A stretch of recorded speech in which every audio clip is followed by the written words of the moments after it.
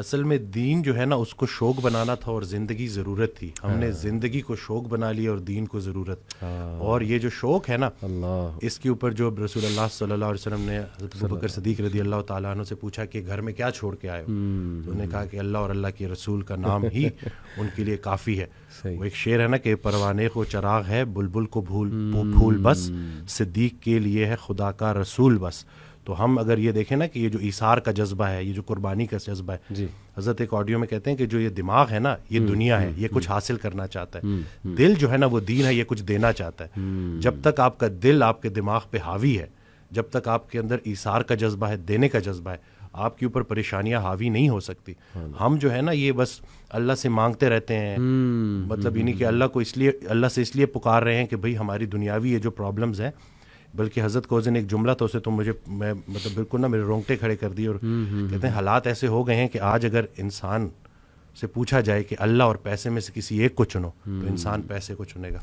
اس حد تک یہ خطرناک ہو گئی ہے بات کہ یہ پورا کا پورا ایک مطلب نعوذ باللہ ایک معبود بن گیا. جی جی جی, جو یہ جو پیسے کی محبت بالکل ایسی, بالکل ایسی. تو یہ باقی جو اللہ والے ہیں وہ ہر طرح کے خوف سے اور ہر طرح کے غم سے گزار کے ہر طرح کے خوف اور غم سے آزاد کر دیے جاتے ہیں. کیا تو لیکن وہ پروسیس ہے, اس سے گزرنا ہے.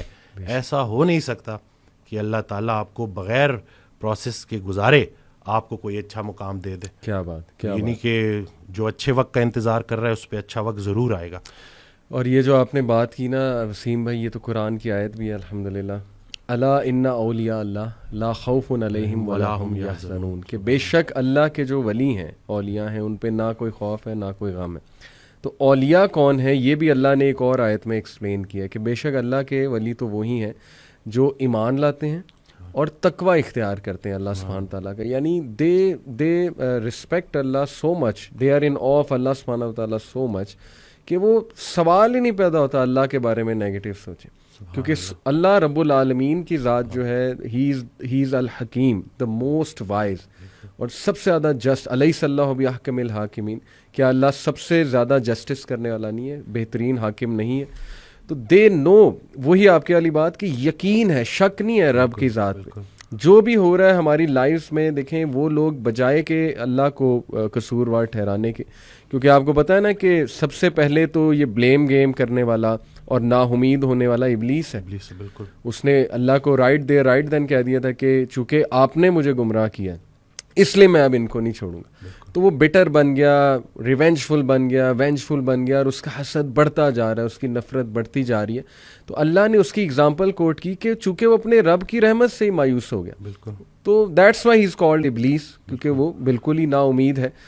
تو یہ بات آ جا کے وسیم بھائی پھر یقین کی ہی ہے کہ اللہ سبحانہ و تعالیٰ جو ہے نا وہ میرا برا نہیں چاہ سکتا. میں آپ کو بس ایک چھوٹے سی بات اپنی پرسنل بتا کے پھر آپ کی طرف آتا ہوں.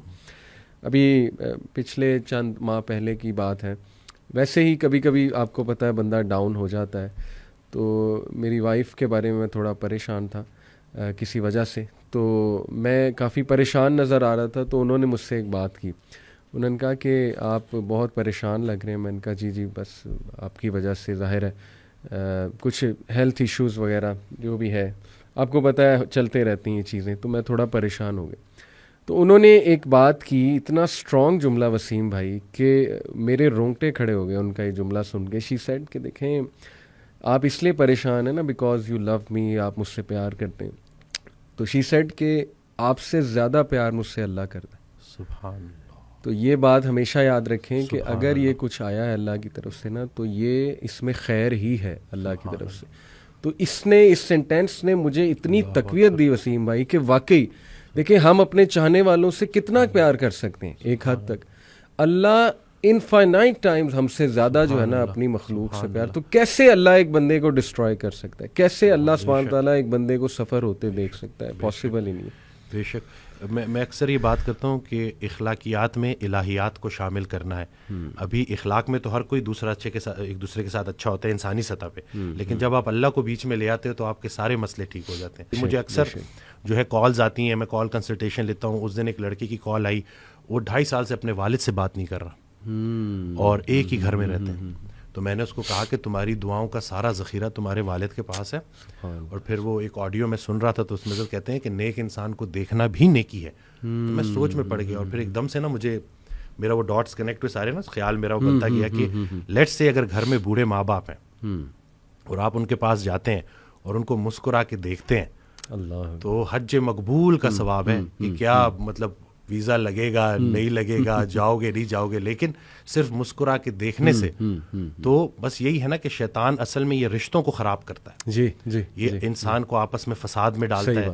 صحیح بات. اکثر مرد کال کرتے ہیں تو بیوی کی برائی کر رہے ہوتے ہیں, بیویاں کال کرتی ہیں تو شوہر کی برائی کر رہے ہوتے ہیں. میں تو ان کو آخر میں جب وہ 15 منٹ پوری 20 منٹ جب کھل کے برائی کر لیتے ہیں اور جب وہ چپ ہو جاتے ہیں تو میں ان کو یہی کہتا ہوں کہ خامی سے نفرت کرنی ہے, خام سے نفرت نہیں کرنی. اور پھر ان کو اکثر میں یہ واقعہ بھی سناتا ہوں کہ ایک یہ حضرت واصف علی واصف رحمۃ اللہ کے پاس ایک نشئی آیا. جی, تو انہوں نے اس کو ساتھ بٹھایا. کچھ عرصے بعد نا اس نشئی کا بھائی آیا اور اس نے کہا کہ اس نے نشہ چھوڑ دیا, آپ نے کیا نصیحت کی تھی؟